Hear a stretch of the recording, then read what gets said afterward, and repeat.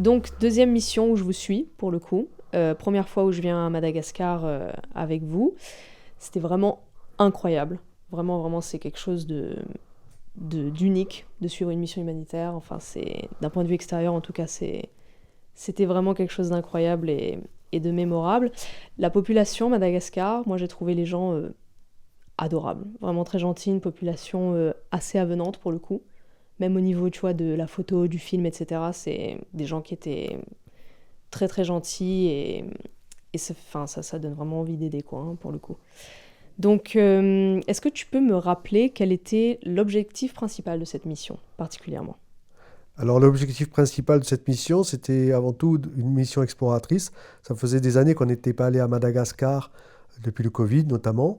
Et on a donc repris un projet de mission humanitaire qui avait été initié par un homme extraordinaire qui s'appelle Abel Legendre, qui s'investit beaucoup à Madagascar, qui construit des dispensaires, etc., et qui chaque fois nous contacte pour aller faire des missions chirurgicales. Donc là, il nous avait mis en contact avec les sœurs de Saint-Paul de Chartres. Ce sont des sœurs chrétiennes qui ont plusieurs dispensaires dans le sud de Madagascar. Et donc l'idée, c'était d'aller à Tuléar pour rencontrer ces sœurs et faire une première mission. C'était une mission donc exploratrice, une mission de chirurgie réparatrice pour monter donc ce projet. Ouais, on était du coup au centre Betela, Alors dirigé par Sœur tout à Viviane. fait. Donc c'était le centre qui on a été reçu par la sœur Viviane, qui c'est le centre ECAR, clinique médicale Béthéla de Tuléar, qui appartient au diocèse de Tuléar, Mhm. à Madagascar. Et pour le coup, ce centre n'est pas complètement, c'est pas totalement nouveau la médecine pour eux, puisqu'ils font déjà de l'ophtalmo. Alors, c'est un centre médical qui reçoit Ouais. beaucoup de consultations de médecine avant tout, qui fait beaucoup d'optique aussi, qui a un atelier pour faire des lunettes, qui reçoit effectivement on a vu au bloc opératoire, enfin, on a vu dans la salle qui sert de bloc opératoire du matériel pour faire des cataractes. Ça, c'est génial parce que donc, des chirurgiens viennent et en une semaine, ils font plusieurs dizaines, voire des centaines de postes de cataractes sous microscope, etc. Ça, c'est génial parce que ça peut se faire sous anesthésie locale seulement. Mhm. Donc, ils ont eu cette expérience-là, surtout de prise en charge médicale, de vaccination, etc. Mais ce n'est pas du tout un centre chirurgical. C'est la première fois qu'il y avait des vraies missions, des vraies interventions de chirurgie dans une salle qu'on a aménagée en bloc opératoire. Oui, c'était ça la grosse valeur ajoutée pour vous d'aller là-bas, forcément, hein. Et il y a une maternité aussi là-bas. Alors, il y a une maternité, petite maternité, qui ne travaille pas beaucoup, mais qui est régulière, avec une prise en charge materno-infantile. Et là, en l'occurrence, j'avais fait venir une autre ONG, Action Santé Femmes, et il y avait la présidente Noël Bessière qui a fait des consultations, dépistage et traitement du cancer du col. Donc, elle a travaillé à la maternité pendant notre action. Oui, et d'ailleurs, j'ai fait une interview avec elle sur justement le dépistage du cancer du col qu'elle a fait pendant toute la semaine où vous, Interplace, vous étiez en train d'opérer. Euh, et du coup, je vous renvoie à l'épisode juste précédent de son interview si ça vous intéresse d'aller écouter. Donc pour cette mission particulièrement, combien de temps est-ce qu'elle a duré et avec quelle équipe est-ce que on est parti? Est-ce que tu peux me... Alors, on a fait une mission pour nous classique de chirurgie réparatrice en situation précaire, en dispensaire. Donc, on est parti à 4-5, c'est-à-dire un chirurgien, un anesthésiste, deux infirmières de bloc opératoire. Nous sommes partis nous a accompagné Nicole, une chirurgien viscéral malgache, qui était déjà venue avec nous en mission quand on avait fait à l'époque plusieurs missions à Madagascar, qui venait de temps en temps avec nous. Donc c'est une chirurgien malgache qui nous a beaucoup aidé pour toute la mise en place, pour toutes les autorisations administratives, etc. Et qui nous sert de relais sur place parce qu'elle connaît bien la langue, elle connaît bien les coutumes, etc. Donc elle peut nous conseiller. Donc on était deux chirurgiens en fait qui opérions. Ouais, il y avait vraiment un relais, enfin une valeur ajoutée de la part de Nicole. Même moi, j'ai trouvé, je voyais au blog et tout, parce qu'elle traduit directement Bien aux sûr, bien sûr. patients, en fait. Bien sûr, pour nous, c'est indispensable parce que déjà, ça nous permet de former, de former les chirurgiens sur place et donc de l'initier et de la former aux techniques de chirurgie réparatrice. Donc, il y a vraiment un échange mutuel et puis surtout, elle sert de relais pour la traduction, pour, je te dis, l'application des thérapeutiques, etc. Elle nous conseille beaucoup sur ce qu'on peut faire, ce qu'on ne peut pas faire, les traitements qu'on peut, pour le suivi pour le post-opératoire. Donc elle est d'une grande aide, mais ça, c'est habituel. Nous, on a l'habitude de travailler toujours avec les chirurgiens locaux pour que vraiment il y ait une transmission de ce qu'on fait. Et en plus, quand on s'en va, pour qu'il puisse y avoir une prise en charge des patients localement. Et en plus, elle est chirurgien viscéral du coup. Elle Et est il y chirurgienne, a oui. une Elle est chi- opération qu'elle a faite du Exactement, coup. donc ça nous permet, en plus, moi, ça me permet, si tu veux, quand on a des indications ou quand on a des urgences d'ordre viscéral, elle peut intervenir sur les hernies, sur les problèmes abdominaux. Donc ça, pour moi, c'est un réconfort, parce que même si c'est des interventions qu'on peut faire dans le cadre de l'urgence, on préfère le faire avec des chirurgiens qui ont l'habitude. Et elle étant chirurgien viscéral, c'est un grand soutien. Ouais, bien sûr. Alors du coup, quel était le type d'action menée sur place? Alors, là, spécifiquement, c'était une mission de chirurgie exploratrice. Donc, en général, quand une ONG fait une mission de chirurgie exploratrice, souvent les membres de l'ONG partent, vont explorer, regarder comment ça se passe, etc., pour prévoir la deuxième mission. Nous, on aime bien, quand on fait une mission de chirurgie exploratrice, quand on fait une mission exploratrice, on aime bien se mettre en immersion totale, c'est-à-dire qu'on aime bien travailler, se mettre dans les conditions réelles pour tester les prises électriques, les bouteilles d'oxygène, le matériel, l'organisation. Et ça nous permet vraiment d'être confrontés à la réalité du terrain, aux pièges localement, aux problèmes vraiment pratiques, et pour que la seconde mission soit vraiment au top. Donc, mission de chirurgie Hmm. exploratrice, mais vraiment, on s'est mis à fond dans les interventions. On a fait vraiment comme si ce n'était pas une mission d'exploratrice, d'où les nombreux problèmes qui peuvent arriver et qu'il a fallu gérer. Oui, bah c'est ça, parce que du coup, le fait de se mettre dans conditions réelles, et sans avoir vraiment fait une vraie visite des lieux, etc., d'avoir testé pour le coup pour de vrai, bah vous vous exposez à Ouais, beaucoup de tout à fait, soucis tout en à fait. fait, Ben, hein. c'est le principe d'une mission de chirurgie exploratrice, c'est-à-dire que la première mission sert à appréhender, à se confronter et à comprendre pour pouvoir mieux s'adapter pour la deuxième mission. Mais pour ça, nous, on se met vraiment en immersion. On opère les patients, on Hmm. fait vraiment comme si on était dans une mission concrète. Et c'est là qu'on s'aperçoit de tous les petits problèmes qu'il convient de gérer pour la mission suivante, mais qui est forcément très difficile pour nous parce que au quotidien, il y a des problèmes d'oxygène, il y a des problèmes d'anesthésie, il y a des problèmes de rendez-vous, il y a des problèmes de contrôle. Donc Mhm. la première mission est souvent très fatigante et parfois très énervante, oui. Alors du coup, pour cette mission particulièrement, quels étaient les défis particuliers sur le terrain, les imprévus? Alors le premier défi, c'était d'organiser de la chirurgie dans un endroit où il n'y avait jamais eu de chirurgie. Mhm. Donc ça a été d'organiser un bloc opératoire. Alors on facilite les choses parce que nous, on vient avec tout notre matériel. On a un principe de base qui est l'autonomie, c'est-à-dire qu'on vient avec la première compresse jusqu'au dernier pansement, avec le matériel chirurgical, le matériel d'anesthésie, etc. Les seules choses qu'on va demander, qu'on va utiliser localement, ça va être de l'eau, de l'oxygène et un peu d'électricité. Mhm. Donc il y avait une très bonne organisation de la part de sœur Viviane, qui nous avait donc fourni par une autre clinique une bouteille d'oxygène, on avait de l'eau et on avait de l'électricité. Donc à ce niveau-là, c'était bien. Et comme on est arrivé avec tout le matériel, Mhm. boîte de chirurgie, d'anesthésie pour intuber, ventiler, pour faire les anesthésies locaux-régionales, etc. Et notre stérilisateur et notre matériel. Donc on a pu là travailler avec tout ce qu'on avait. Le seul Mhm. problème qu'on a eu, ça a été pour les consommables. Ouais, parce que pour le coup, vous avez déjà fait ça dans d'autres pays dans le passé, mais ce que tu m'as expliqué, c'est que là, vous avez réessayé du coup de commander localement. Tout à fait. Alors habituellement, on vient avec tout notre Mhm. matériel et tout le consommable, c'est-à-dire les compresses, les fluides pour les infiltrations, la bétadine et surtout tous les fils chirurgicaux, vraiment tout ce qui est consommé à usage unique, qu'on utilise pour les patients, pour toute la mission, et qu'on laisse sur place en général après pour les pansements. Alors de plus en plus, les pays demandent à commander le matériel sur place, les consommables, d'une Mhm. part pour faire travailler un peu le business local. Alors nous, ça nous arrange un petit peu parce que ça nous fait moins de matériel à transporter, parce que les transports sur Air France notamment, ça coûte assez cher. Et deuxièmement, le passage à la douane est souvent un problème délicat pour nous. C'est souvent, il faut justifier plein de choses, etc. C'est l'occasion aussi de beaucoup de corruption, de raquettes, etc. par, Ouais, euh, bien par les sûr. douaniers. Enfin bon, c'est toujours un problème délicat. Mais c'est un peu logique aussi. Les pays de plus en plus veulent qu'on commande sur place. Mhm. Alors on avait déjà fait cette première expérience l'année dernière au Sénégal. Là, on l'a refait cette année. On a commandé sur place.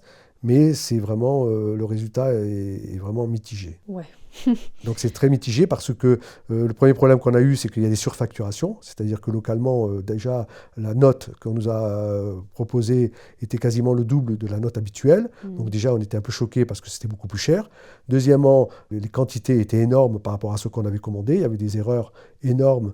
Je prends un exemple. Pour une mission, l'anesthésiste va avoir besoin de 2 flacons. Là, on avait commandé 2 flacons et on a été livré 50 flacons. Ouais. Donc il y a eu une exagération sur le nombre, il y a eu une exagération aussi sur la qualité, c'est-à-dire que même quand le matériel, alors moi j'étais très très énervé parce que tout le matériel de chirurgie, les fils de chirurgie, tout ce que j'avais commandé, la moitié n'était pas là. Et quand les fils étaient là, ils n'étaient pas adaptés, c'est-à-dire qu'au lieu d'avoir des aiguilles triangulaires, des aiguilles rondes, ça paraît anodin comme ça, mais pour nous c'est très important parce que sur le plan chirurgical, on ne peut pas suturer avec n'importe quelle aiguille, et puis la taille des aiguilles, donc c'est vraiment très très important pour nous. Donc tout ce que j'avais commandé ne correspondait pas. Et quand un fil correspondait, c'est-à-dire en taille et en dimension, il était d'une qualité catastrophique, il avait été fait en Chine ou à Bangalore, en Inde. Donc, qualité catastrophique. Donc, j'étais très, très, très énervé parce que non seulement je n'avais pas le matériel pour suturer, et en plus, le matériel que j'avais était de mauvaise qualité, alors qu'on avait payé plein pot. Donc, effectivement, c'est une mission qui nous a beaucoup énervé à ce niveau-là, et je ne crois pas qu'on va recommencer cette expérience. On a voulu jouer le jeu en commandant sur place, mais on ne recommandera plus sur place. Oui, justement, et à cause de ce matériel de mauvaise qualité ou qui n'était pas le bon, comme tu dis, c'était pas la bonne aiguille, la bonne forme, etc., il y a des opérations que tu as dû refuser, tu n'as pas pu Tout faire. à fait. C'est-à-dire que nous, pourquoi on est exigeant avec du bon matériel? C'est parce que travailler en situation précaire ne veut pas dire qu'on va utiliser du matériel précaire ou des techniques précaires. Au contraire, c'est-à-dire que plus on est dans des situations difficiles, plus on a du matériel top high-tech avec des choses qu'on utilise à Paris, donc haute définition pour le matériel, etc., avec des fils qui sont de super qualité et tout pour que les interventions se fassent plus rapidement et avec une meilleure qualité. Nous, il y a des opérations qu'on ne peut pas faire. Par exemple, à un moment, j'avais des aiguilles qui étaient tellement grosses que si jamais il avait fallu que je fasse des fentes labiales sur les petits bébés, eh bien l'aiguille était monstrueuse, trop grosse. Donc j'aurais même pas pu suturer les petits enfants, les petits bébés. Ouais. Donc quand tu as un matériel qui est inadapté, tu fais des mauvais gestes, tu peux même faire des bêtises.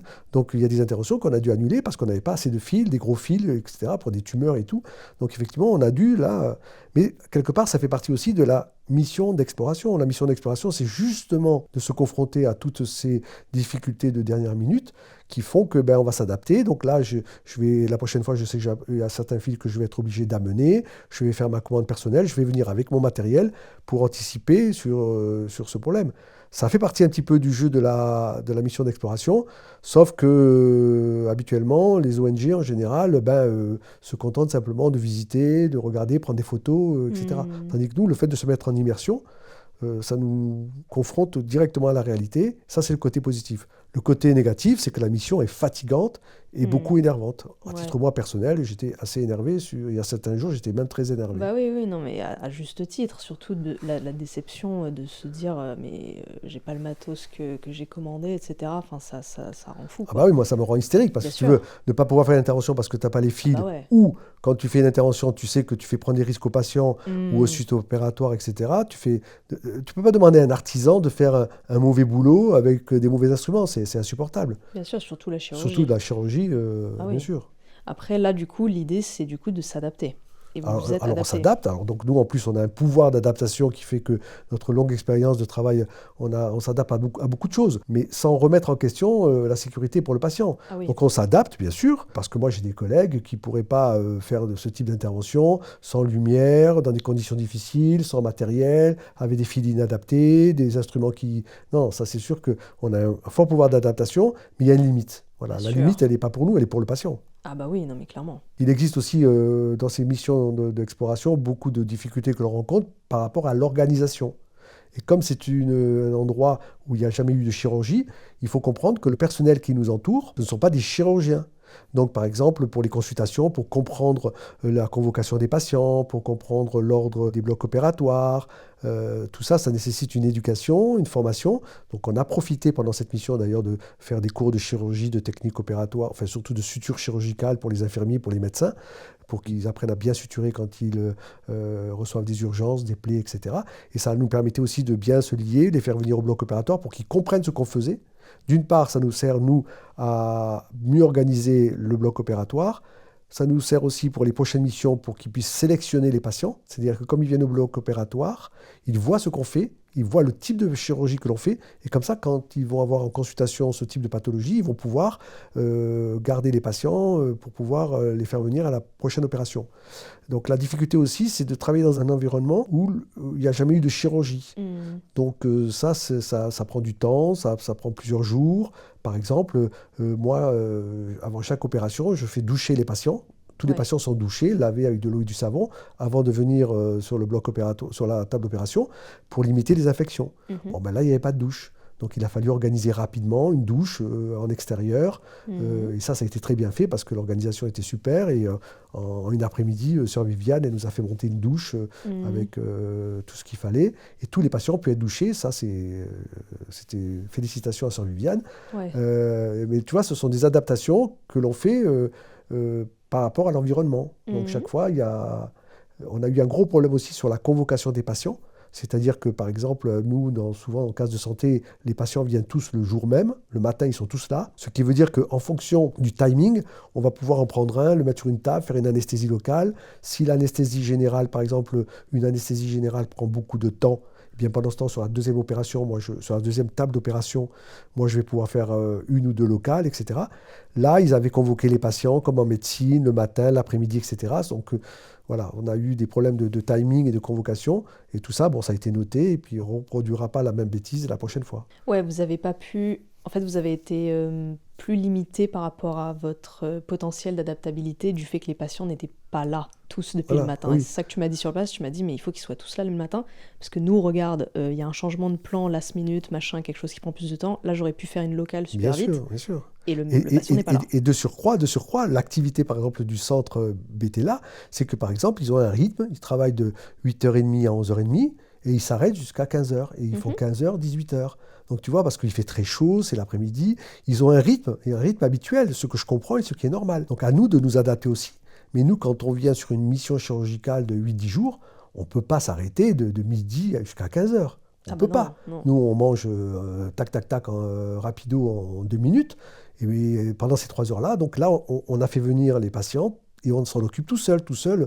Donc ça aussi, c'est une façon aussi eux font un effort de changer un peu leur programme pour nous, mais nous, on ne veut pas trop non plus désorganiser, on veut respecter aussi les habitudes locales, etc. Donc tout ça, c'est sûr que c'est des moments d'adaptation qu'il faut avoir et qui prennent un peu de temps. Ouais, et puis dès le premier jour, vous avez mis en avant justement le fait qu'il fallait qu'il y ait une première sélection à la consultation, sinon vous n'alliez pas pouvoir voir tout le monde. Et ils ont organisé une présélection tout de suite, où ils ont déjà réussi à mettre d'un côté ce qui était pour la gynéco, du coup, pour Action Santé Femmes avec Dr Bessière, et vous, la plastique, de l'autre côté. Exactement. Donc, et en plus, au sein de la plastique, par exemple, ils avaient fait comme annonce qu'on prenait en charge, on s'occupait des tumeurs. Et donc, il y avait plein de patients qui avaient des goitres. Donc, ce sont des tumeurs au niveau du cou. Plein de patients qui s'étaient présentés. Donc là, il a fallu affiner, effectivement. Mais ça fait partie de notre travail et de la première mission. C'est-à-dire que ça s'appelle l'éducation de la chirurgie réparatrice. Ce n'est pas évident. Parce qu'eux, ils font souvent de la chirurgie générale.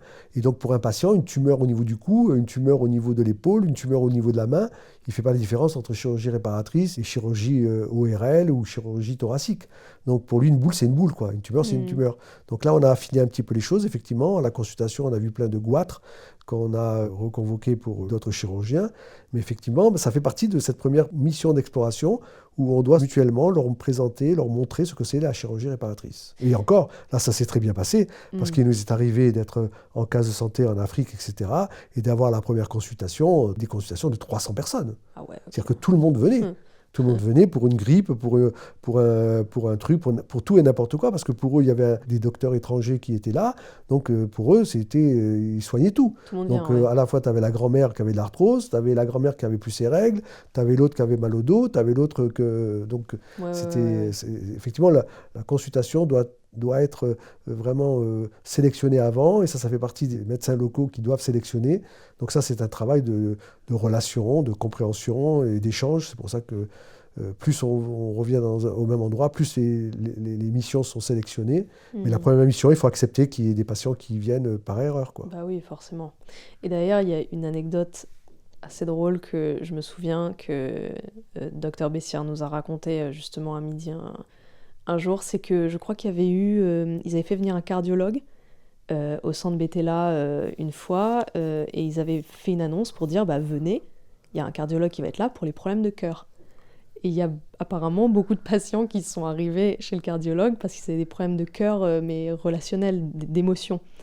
C'est très très mignon et adorable vraiment comme anecdote, c'est assez cocasse quoi. Ah oui, oui, c'est très... Mais moi, j'ai aussi une anecdote sur le cœur, une anecdote extraordinaire. J'avais opéré dans un pays, dans l'océan Indien, et il y avait eu un petit reportage par le journaliste local.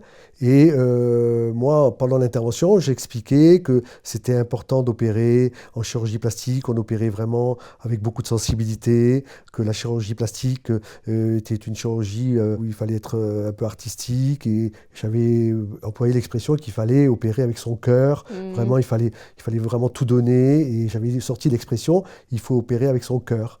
Et le Mhm. soir aux infos, j'entends la journaliste qui fait le commentaire sur la mission en disant ah, le docteur Clipper, il a opéré une mission de chirurgie réparatrice et chirurgie du cœur. Et il m'avait fait passer pour un cardiologue. Donc Ouais, depuis, je ne fais plus d'humour ni ouais en non. Afrique ni dans les pays d'Asie. Bah non, parce que forcément, c'est pas forcément compris ou les gens ne savent juste pas en fait. Donc Mais bien sûr, ils parce que la répondent à une symbolique, annonce, bien bien sûr, sûr. la symbolique de la chirurgie, déjà pour nous, elle est compliquée. Imagine pour le Ah patient, bah quand tu ouais, dis chirurgie tumeur, ben pour lui, la tumeur, que ce soit un goitre ou un lipome ou une tumeur de la main, bien sûr, mais à bien sûr, bien juste sûr, titre, bien sûr, il complètement. y a juste titre, on le comprend et on est souvent très indulgent. Mais ce qui est toujours positif, c'est que même la consultation est importante, même si la consultation n'aboutit pas à la chirurgie, le fait de leur expliquer et de les rassurer, ils repartent, on leur dit mais non, mais ça c'est pas grave, etc. Ou on les oriente. C'est là l'intérêt d'avoir Nicole, une chirurgienne malgache avec nous, parce que comme ça, elle peut expliquer aux patients qu'il faut aller voir tel spécialiste, tel chirurgien à l'hôpital, Hmm. etc. Mais le fait de faire une consultation, ça les rassure, c'est déjà un acte thérapeutique.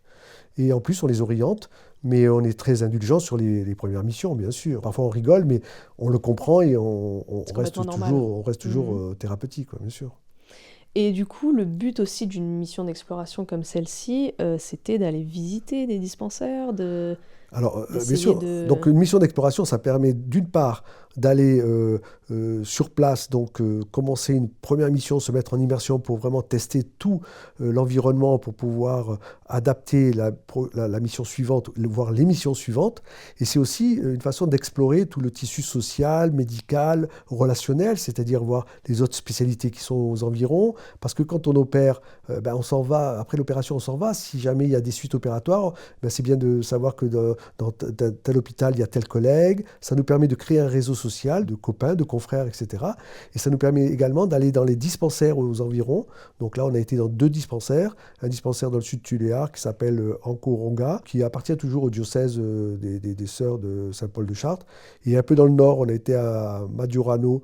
Ce sont des centres, ce sont des dispensaires qui sont un peu plus isolés et un peu plus lointains. Mais ça nous permet de prendre contact avec les médecins et les infirmiers locaux pour voir ce qu'ils font, pour éventuellement développer une activité materno-infantile avec Action Santé Femmes et Nicole qui est venue avec nous, Mhm. ou pour nous, pour faire des actes ponctuels de chirurgie, voire d'informer les centres en question de ce qu'on fait. Et quand il y a des gros patients, ben, eux peuvent nous les envoyer quand va revenir en mission. Mhm. Donc ça permet une mission d'exploration permet aussi de créer un tissu sanitaire aux environs des endroits où on travaille pour étendre notre action et pour pouvoir soigner le plus de patients possible. Ouais, bien sûr. Et du coup, dernière question, est-ce qu'il y a eu un patient ou une patiente ou situation qui a été spécialement marquant cette fois-ci? Ben, il y a toujours des situations marquantes et des patients particuliers.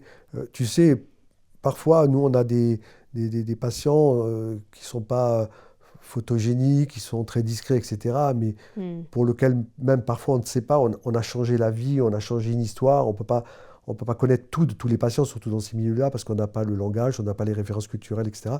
Mais là, en l'occurrence, il y avait deux patientes. Il y a une patiente, une petite fille qui avait été brûlée au niveau du périnée, qui avait des grosses brides Ouais, c'était sur les impressionnant. cuisses, Hmm. etc. Et donc, elle, c'était assez magique parce qu'elle avait une grosse brûlure, elle aurait grandi avec des déformations sur le périnée, elle aurait pu avoir des difficultés pour faire pipi, pour avoir des relations sexuelles, elle n'aurait jamais été mariée, etc. Donc, elle, on a fait une belle intervention, on a enlevé toutes les brides, elle avait des grosses séquelles de brûlure. Donc là, moi, j'étais ravi parce que avec des lambeaux locaux, des plasties locales, on a pu tout réparer, elle va pouvoir grandir normalement. Et elle, c'est pas visible sur le plan photogénique, on peut pas montrer ça en image, etc., parce que ça touche le périnée. Mais ça, pour moi, c'était assez magique, j'étais ravi. Il suffit, tu sais, qu'il y ait une patiente comme ça par mission pour nous rendre heureux, parce que tu as transformé la vie d'une jeune fille, d'une femme, Ouais, ouais, d'une ouais. future maman, tu vois. Ah oui. Mais il y a eu aussi d'autres patients, notamment ces patientes avec ces duplicités du pouce, ce sont ces malformations congénitales, où les patientes naissent avec un pouce qui va Se dupliquer en voilà, fait. qui va se dupliquer, et Hmm. donc qui peut se dupliquer, toute une classification, qui peut avoir un petit dédoublement ou un grand dédoublement, et au maximum, il va avoir 2 pouces. Ce sont des malformations congénitales de la main, très complexes à opérer. Et donc là, c'était amusant, entre guillemets, parce qu'il y avait deux sœurs dans la famille qui avait une petite de 5 ans et une autre un peu plus adolescente qui avait ces malformations. Et donc les parents étaient un peu choqués, le père était un petit peu traumatisé par ça. Hmm. Et c'était marrant parce que une des petites était accompagnée par le père, l'adolescente était accompagnée par la mère. Et on Hmm. les a opérés le même jour. On a fait une super opération, on a rétabli le pouce. Mais je dois dire que ce sont des interventions techniquement assez particulières, difficiles, parce qu'il faut réinsérer les tendons, etc., pour que la croissance du pouce se fasse bien. Parce que c'est important dans la chirurgie de la main d'avoir un beau pouce pour avoir la pince, tu sais, entre le pouce et l'index. Hmm. Ce qui est capital dans la main, c'est la pince entre le pouce et l'index pour que le patient puisse avoir une main très fonctionnelle. Et donc là, c'était des interventions assez délicates. Et c'était amusant de faire la petite de 5 ans et puis après la sœur, on a opéré les deux sœurs. Ouais, la Et grande juste après, ouais. ouais, tout s'est très bien passé et ça, on était assez contents. Ouais, et c'est surtout assez impressionnant pour le coup. Je me rappelais pas forcément avoir vu beaucoup ce genre de photos avec toi. Enfin, si j'en ai déjà vu, mais ça m'était sorti de la tête. Et quand j'ai vu ces patientes-là au dispensaire, j'étais là, waouh, parce que c'est très visuel. Visuellement, enfin, c'est assez impressionnant à voir. Ça fait vraiment monstre en Oui, fait, oui, tu oui. vois. Ça Bah, fait ce qu'on voit le plus souvent, ce déformation, sont quoi. ce qu'on appelle des syndactylies, c'est-à-dire que Ouais. les enfants naissent avec les doigts collés. Hmm. Donc, on décolle les doigts par des techniques de chirurgie plastique, des greffes, etc., Ouais. pour décoller tous les doigts. Et donc, c'est moins impressionnant parce que on le voit moins bien. Parce que la main, quand elle est fermée, les doigts sont collés, on ne le voit pas. Hmm. En revanche, là, là, tu as un pouce énorme qui est en double, si tu veux. C'est quand même, ça fait des mains. Et en Afrique, ça, c'est très, très mal vécu parce que c'est vraiment, tu sais, avec toute la connotation d'un sort qui a été jeté, d'une malformation qui vient de l'invisible, etc. Donc, la malformation congénitale est encore plus mal vécue en Afrique. À Madagascar, elle est mal vécue, mais c'est plus acceptable. Ouais. Et donc, et puis pour des jeunes filles, c'est horrible parce que ça fait Ah vraiment oui. une main mal formée, ça fait un peu monstre. Ah ouais, Donc ouais. les pauvres, tu imagines en France une petite jeune fille, dès qu'elle a un petit truc, c'est l'enfer, imagine, avec avoir de gros pouces, etc. Ah bah non, mais c'est pour ça que Hein. Donc quand là, je... c'est Ouais. vraiment ce que j'appelle la chirurgie esthétique humanitaire, c'est-à-dire qu'à la fois la réparation du pouce a une visée fonctionnelle, donc on rétablit la fonction, mais parmi cette fonction, on a rétabli la fonction esthétique, et l'esthétique est une vraie fonction, c'est une fonction sociale. Donc non seulement dans toute cette chirurgie de la main, on rétablit la fonction de la main et on rétablit aussi la fonction esthétique parce que la fonction sociale est très importante. La main, on la voit et donc tu présentes ta main quand tu dis bonjour, quand tu es en société, Ah bah etc. oui, clairement, ouais. Donc la fonction esthétique est aussi très importante dans la chirurgie de la main. Ah oui, oui, non, mais c'était vraiment visuellement très, très important, j'ai trouvé. Et c'était drôle parce que j'étais dehors pendant que vous étiez en train d'opérer justement avec les parents et son papa était avait très, très envie de raconter la raison pour laquelle il l'a emmené. Et ce qu'il a mis en avant, c'est, en gros, ça m'a été traduit évidemment, mais j'ai emmené ma fille parce que je veux qu'elle ait 5 doigts comme moi. qu'elle ait Bien les sûr, mains bien comme moi, sûr. en fait. Bien sûr, parce qu'en plus, il y a une grosse culpabilité de la part des parents. Ils Donc, comprenaient pas, en ils ne fait. comprennent pas, parce que c'est pour ça que Ouais. c'est là qu'intervient la médecine traditionnelle, c'est-à-dire que souvent, le tradipraticien ou le thérapeute traditionnel va expliquer peut-être une signification qui n'est pas la réalité, parce que il faut être clair, la malformation congénitale, elle est congénitale, c'est pas un sort qui a été jeté, etc. Donc nous, on répare cette fonction par la chirurgie, mais le patient, lui, avec son référent culturel, croit souvent que c'est un sort qui a été jeté, etc. Et le papa ne comprend pas. Alors le papa, les parents ont souvent une culpabilité, mais souvent ils se disent, ok, mais alors elle a eu ça, pourquoi quel sort a été jeté, qu'est-ce qu'on a fait de mal, pourquoi c'est nos enfants qui ont été touchés par le mauvais sort, etc. Donc ils ne comprennent pas, mais là le fait de réparer, ça rétablit beaucoup de choses. Ça Mm. n'empêche que quand même on respecte la position du médecin traditionnel qui va aussi faire son travail pour expliquer les choses, même si nous, on croit plutôt à la médecine moderne, mais on n'exclut pas la médecine traditionnelle parce que les deux doivent se faire ensemble pour traiter le patient en totalité, sur la partie visible et sur la partie invisible. Et Ouais. c'est comme ça qu'on agit souvent, nous. Ouais, ouais, bien sûr. Non, mais c'est complètement fondamental aussi, parce que enfin, de cette manière-là, ça peut réparer aussi une autre dimension, évidemment, en plus que juste physiquement le doigt qui est réparé, quoi. Et du coup, pour finir, à quand la prochaine mission Alors là, on a une prochaine mission. Alors j'avais prévu, moi, une prochaine mission dans quelques mois. En revanche, on va peut-être un peu décaler parce que là, on a une mauvaise surprise au retour. On avait un vol Air France qui nous a mené, qui faisait Paris-Tuléar aller-retour. Normalement, Air France s'engage à nous transporter de Paris à Tuléar. Et là, au vol retour, on a eu 5 minutes de retard.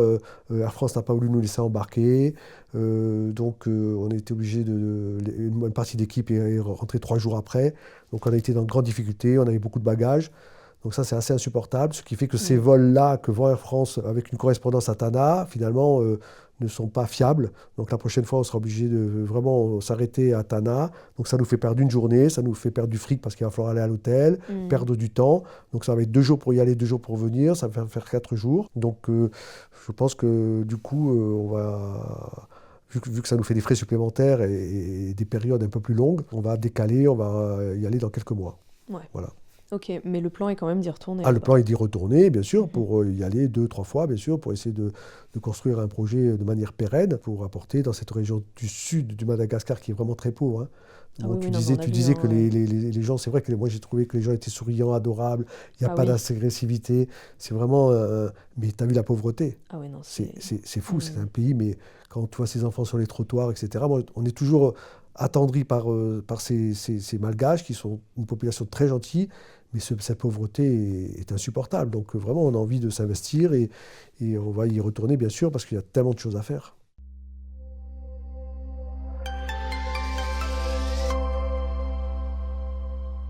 Merci beaucoup, j'espère que cet épisode vous aura plu. N'hésitez pas à vous abonner, à liker et à laisser un commentaire, ainsi qu'à nous suivre sur notre page Insta. Tous les liens sont dans la description. Et je vous dis à bientôt.